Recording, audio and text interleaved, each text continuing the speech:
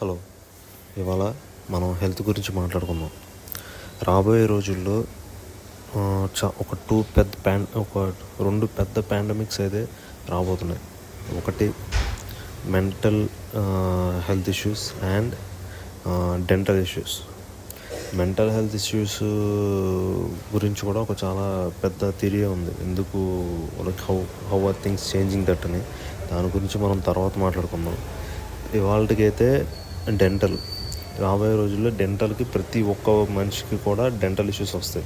ఈ జ్ఞానదంతాలు తీర్చుకుంటారు అండ్ చిక్కుళ్ళ గురించి, గమ్స్ గురించి సంబంధించిన ఇష్యూస్ ఎందుకు వస్తున్నాయంటే, ఇదివరకు రోజుల్లో మరి అంతమందికి జ్ఞానదంతాలు రావటాలు, అంతమంది జ్ఞానదంతాలు తీర్చుకుంటారని లేవు.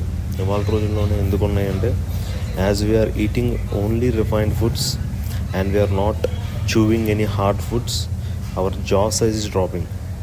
యాజ్ మీరు ఒక 30 years నుంచి 20 years నుంచి ఈ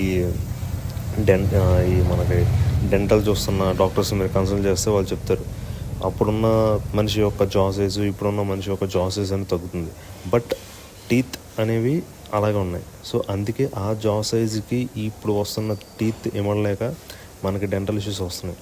అండ్ ఇవి ఇంకా రాబోయే రోజుల్లో ఇంకా పెరుగుతాయి.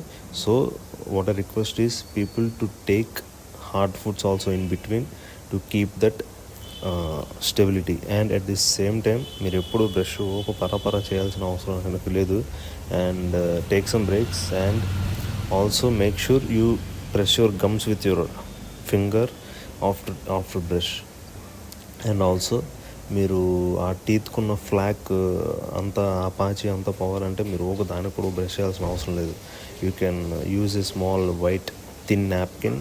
ఆ నాప్కిన్ లైట్గా కొంచెం తడిపి మీ టీత్ మొత్తం like if you are able to move around your teeth, మీ టీత్ మొత్తం నీట్గా ఫింగర్తో ఆ తడిపిన నాప్కిన్ మొత్తంగా మీరు రబ్ చేస్తే ఫ్లాక్ మొత్తం వచ్చేస్తాయి. Then you can wash that napkin and reuse that again. So ఇలాంటి చిన్న చిన్నవన్నీ యూజ్ చేస్తే మీకు ఉన్న గమ్ ఇష్యూస్ రావు. At the same time you can stay bit healthier than compared to your other friends in your circle.